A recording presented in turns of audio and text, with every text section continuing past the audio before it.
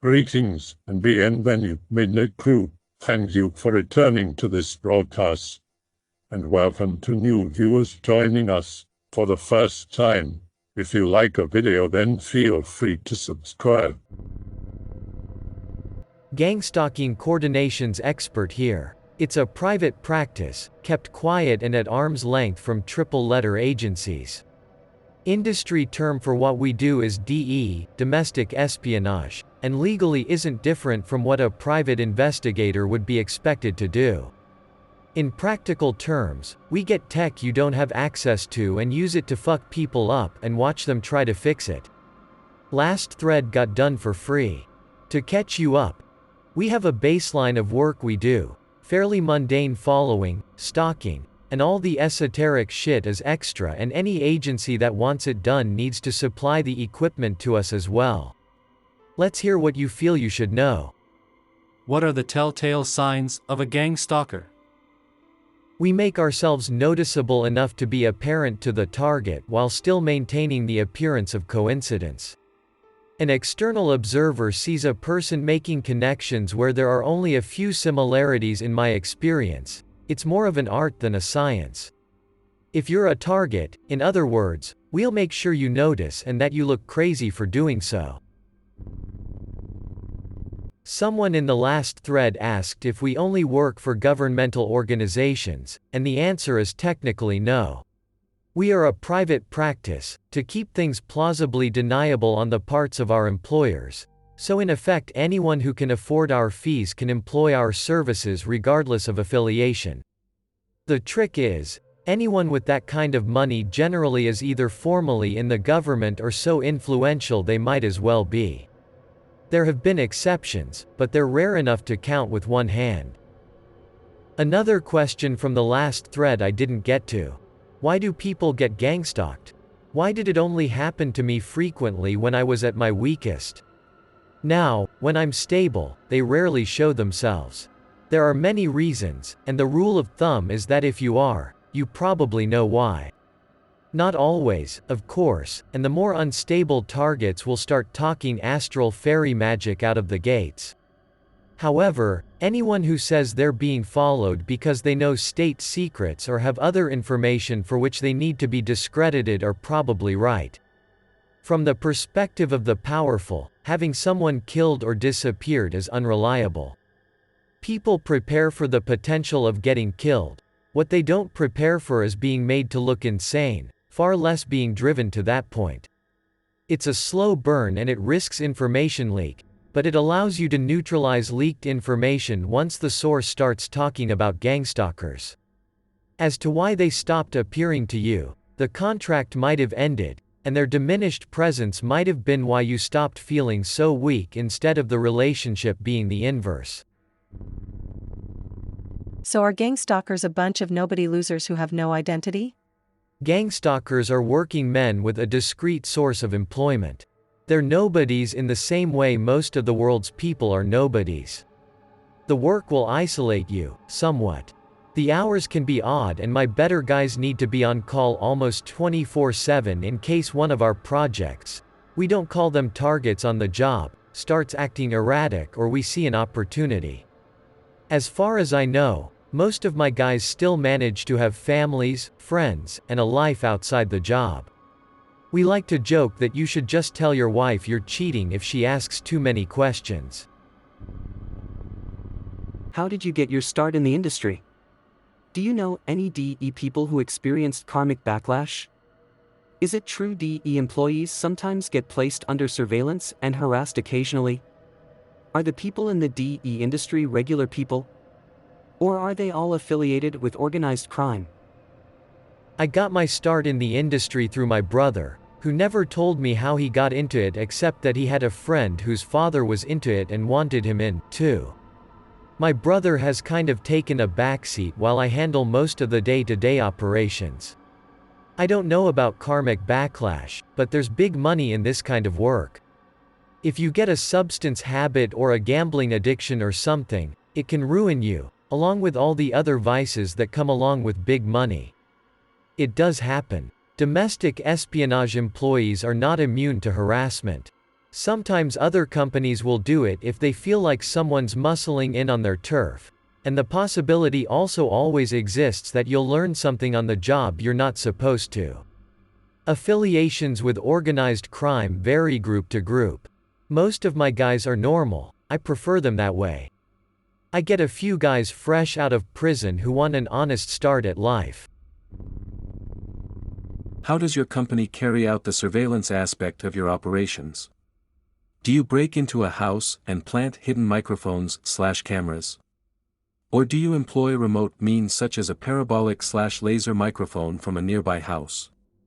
What about surveillance minivans? Do you guys own those? Or do you rent them from a company? How do you guys crypto stalk online multiplayer gamers? Like, how are you able to enter the same match a gamer is in even though the matchmaking system is random? I've heard one theory that involves the use of third-party servers owned by the mafia. How do you guys crypto stalk people on this site? Especially the ones who don't use names/trip codes. Do you guys have janitors/mods on the payroll? Remote means are best. Hidden cameras are nice and the kind of thing you want to use sparingly and for maximum effect. We'll use a combination whenever possible, but we'll err on the side of remote surveillance.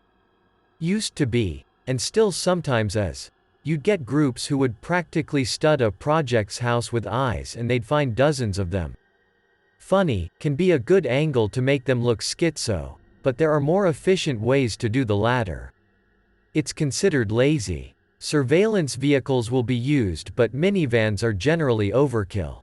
We don't need to operate out of anything larger than a cop car unless we're working on a project in a high-rise or something. Crypto stalking isn't something I'm familiar with on a technical level, but we do have guys in our computer department who do it, and from what little I understand it's generally fed tools and servers, or the latter co-opted by criminals. Around here, anonymity really isn't a barrier.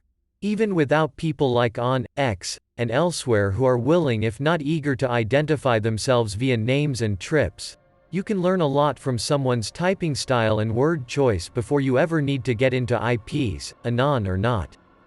When we need more, it generally comes through Fed pipelines or similar, even if it's not always the Feds employing us. What are the main reasons for gang stalking these projects you take on? I've alluded to this a few times, but I haven't answered directly. Bear in mind that I do not ask too many questions if I can help it, but the general scope of our projects involves people who know things they shouldn't. Self-end is usually not the end goal, but mental collapse or the appearance of mental collapse, as these things destroy the credibility of the project and nullify the danger their information poses. Sometimes it's done for other reasons, intimidation or attempts to wreck the family members of influential people, but generally we don't need to know much about the project's motives to see our goal through, so we aren't fed a great amount. There was this one guy in India, though, who was stupidly wealthy and not directly connected to any political powers that I'm aware of. How he came across us I'm not even sure, but he just wanted it done to someone random in his old neighborhood and for us to document it and send him the footage. Total sadism thing for him, and he's not the only one, but most people don't have the money to live that out. Any catastrophic failure stories? Epic fails, cost blowouts, unexpected WTF how did, etc. Your own crew, or others? Bob Hickman is the famous story. Not mine, but if you talk with other domestic espionage guys, it's the story they always want to tell. The group that was on him fucking vanished. Now, that's not exactly uncommon. Sometimes the heat turns up too high, or someone threatens to talk, or the guy in charge gets fucked up on meth, or you've just gotta change names and shift to a new niche. But something about the guys on Bob's case didn't sit right with anyone. Whosoever in his area now won't touch him. I think it's a lot of woo-woo sensationalism. I think it was a normal domestic espionage breakdown that happened at an inconvenient time in the middle of a project, but Bob being Bob, it wigged people out. I also had a guy ghost us, once. Islamic guy, very into it. Can't remember if he was a member of the clergy or just very devout. From day one he just wasn't at his home. Anywhere else he was supposed to be, dead silent on social media. We never even caught a glimpse of him in the flesh, and after a week or so we had to call it off because the guy left no trace. Has anyone ever laid traps for you? I used to think someone was coming on my porch at night, so I stuck up some rusty nails in the steps. Not sure if I ever got them though. It does happen, but by the time someone's at that point we don't usually need to get too close to their home. A guy who presses his luck or is just pissed at the project might end up blundering in like that, but I try to nip that behavior in the bud where I see it. Do you ever use something like flying a helicopter near somebody's house or weird shit like that? Have you ever been hired for more of a shorter project where your services were used as a deterrent? Ike. If a person plans to speak out, they get gang stalked, they back off. Gang stalker backs off sort of deal? Or is it almost certainly until they break? Helicopters are a little more than we generally deal with. Very obvious, but also very noisy, so while I've heard of groups using them, it's something we'd have to be specifically asked for.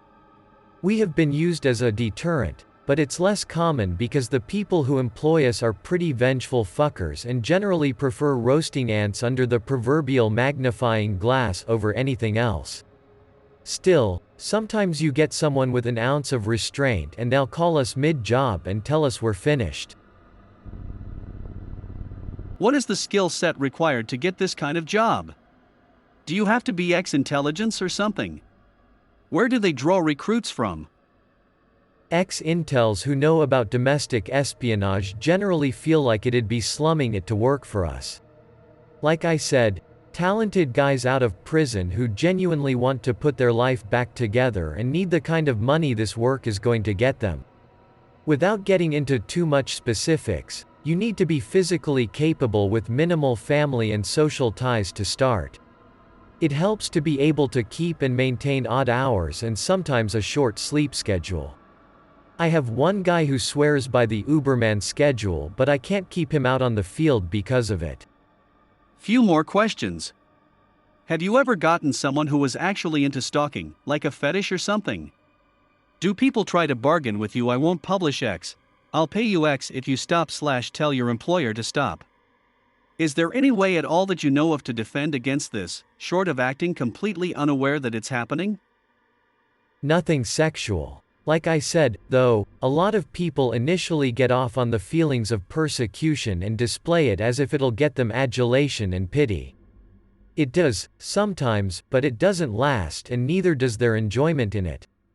We do get bargainers. They usually can't talk with us directly, but it's happened. Payments happen, but what we get a lot is, you can stalk my ex-wife, my daughter in college, my old friend James, etc. You'd be shocked how many people are happy to throw someone else under the bus. I don't really know what else to tell you as far as that's concerned.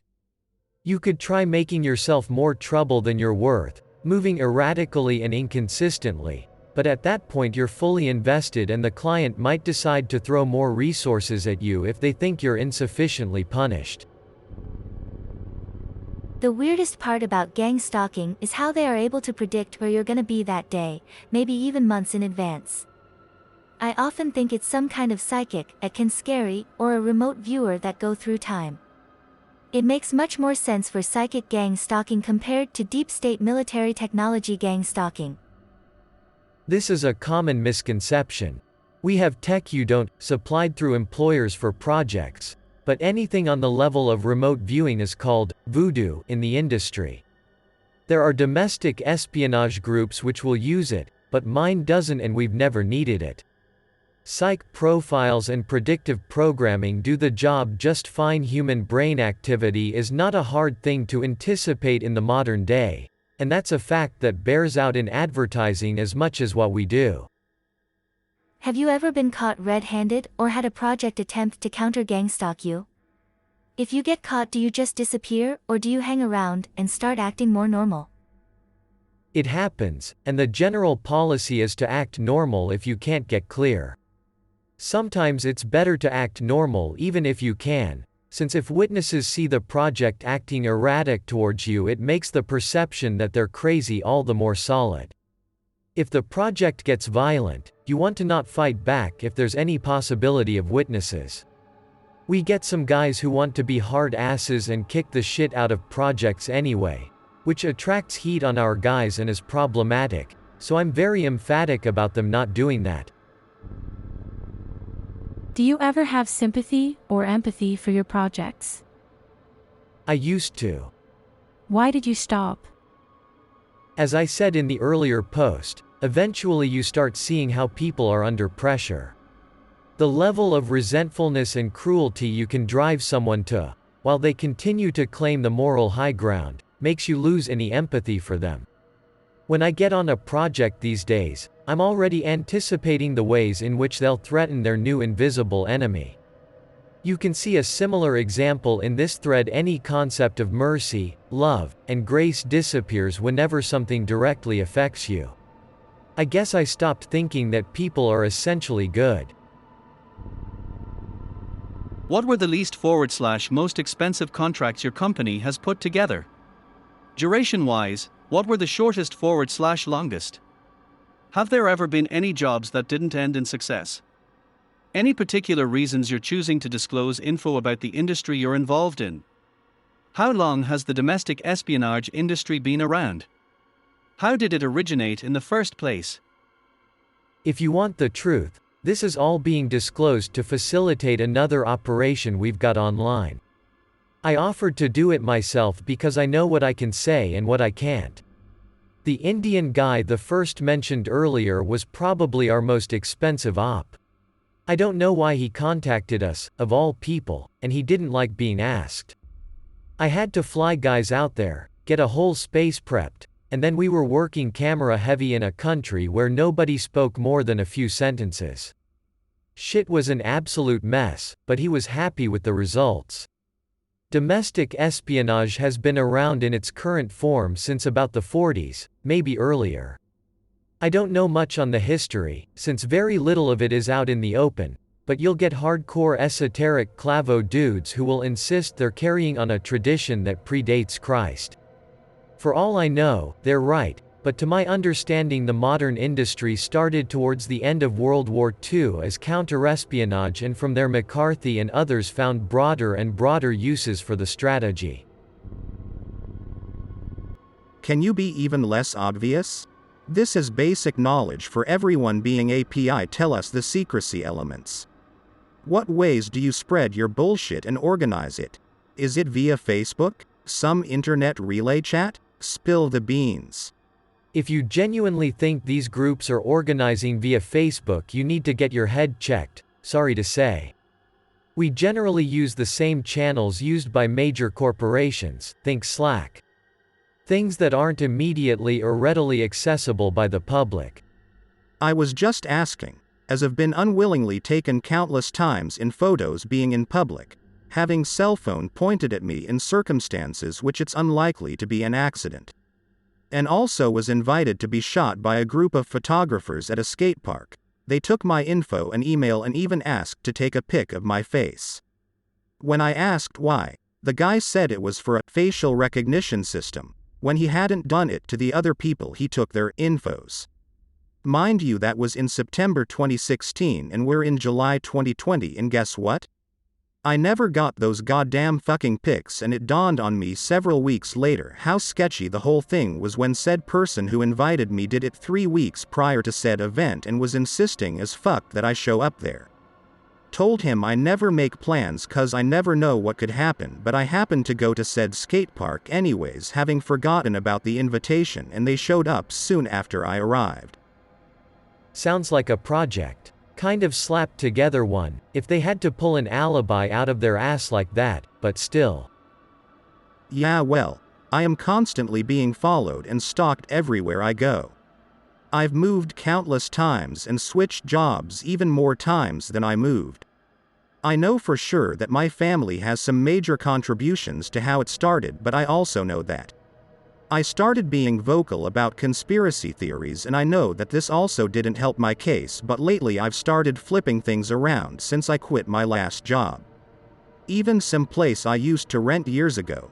The lady I was renting from has contributed a lot to the situation, and her and one of her bro tried to use some 13-year-old girl that is the daughter of some woman he met online that's from Ukraine and got her to fly over to here, and basically they used the lil girl to try to get me accused of some Minecraft YouTuber bullshit, and I've had several instances where people make subtle references about it when I'm in public. I want to know, how the fuck do you guys communicate this fucking bullshit? Also, the Minecraft bullshit is far from being the worst that's happened to me. Someone close to my family once tried to kill me at the end of my shift at a job I used to work at that I got kicked out of for involving the police since I had been harassed the whole time I've worked there, nothing new. And my supervisor would always literally laughed in my face. Said guy who tried to kill me still works there, and the HR woman told me that if I hadn't called the police that I would have kept my job, because had they investigated the situation, she could have gone to prison. Literally what she told me. I told you how. Same way most offices communicate between each other, in ways that are difficult to keep track of through shell companies. It's not the kind of thing you can just blunder into, and most people wouldn't know what they were looking at even if they did. How come you are here on /x/openly giving away secrets to the public where it can be reported to anybody? It's nothing you couldn't find anywhere else with a little looking. Maybe some more perspective than you'd get otherwise, but that's about it. Something we're coordinating. What do you mean, it's something you're coordinating? Do you mean to say your company has agreed to this? X doesn't let you use tools like Tor or anything, so aren't you concerned that your company will trace your IP back to you? I'd argue some of the stuff posted here is definitely industry secrets. Even the knowledge of why someone could potentially gang stalk you could have the overall effect of diminishing your effectiveness, yes? I once posted something I wasn't supposed to know about a wealthy person and started getting strange calls from DC, where said person lives. I never answered the phone. I heard a helicopter near my house one night, and then that was it. If I was targeted, it doesn't seem persistent enough, but I know nobody from DC and the whole thing seems too coincidental. What are your thoughts? What would you consider an industry secret? The fact that you are a private company versus a government agency, that companies like yours exist in the first place, methods for counteracting or resisting your tactics, confirmation of general types of technology used, etc. Though to be fair, a potential whistleblower would merely need to say, hey, I learned about it from some guy on X, and there goes the credibility, so I suppose that's the point, eh? But at the least, aren't you concerned that a future project will read this info and use it to make your job harder? As you've said, there's really nothing here that poses a credible threat to the work. The legitimate advice I've given is something that most people, in my experience, aren't capable of or interested in. People love to be persecuted, because they love talking about how persecuted they are, because they think it bestows a sense of nobility on them. That'll be their first instinct, to get that dopamine hit from the sympathy and attention of other people because of this persecution, and that's our foot in the door. From there on, ignoring us gets harder and harder. Most people can't do it in the first place. But that's the trap, though, isn't it? Because they aren't really getting sympathy and attention, they're just getting estrangement and negative attention. Here's another question I'm curious about. Do you ever get people who catch on, let your guys know, but just don't care? People who say stuff like, hey, in case you're a gang stalker, just want to let you know that stuff doesn't bother me. Or if you get someone like that, is that when you bust out the DEWs, etc.? I just think it would be hard for someone not to say something if they're having infrared shit scrambling their perceptions and killing their mood or making them sick. Anyone who has to march up to you and tell you they aren't bothered, in my experience, is very fucking bothered. A lot of people like to envision themselves as the deadpan enlightened yogi who can simply say they aren't bothered to their persecutor's face and mean it, but that's really not the way it works. Its teeth were bared by a cornered animal. If we do get someone genuinely unbothered, that is when we upscale our activities. We don't have ready access to tech Like directed energy weapons, but whatever we have on hand we'll employ. Usually we can get the tech guys on some trippy online or TV related shit.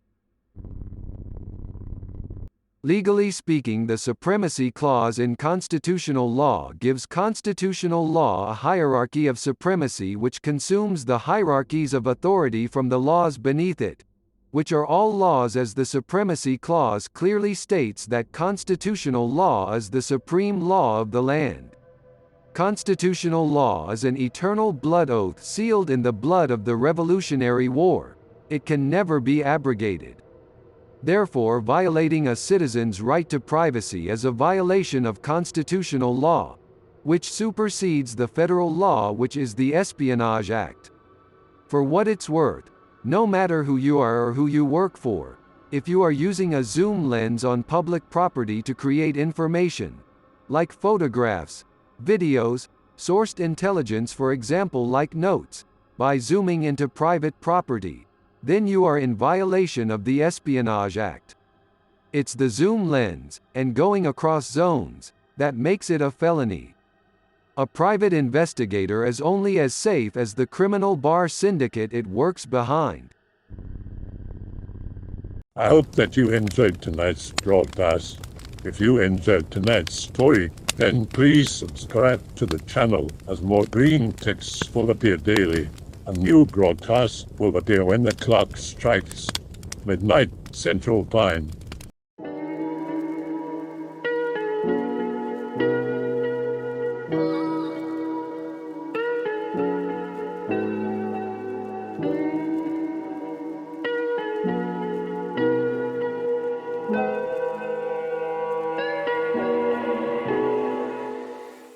Remember that all videos have been archived on the Odyssey page.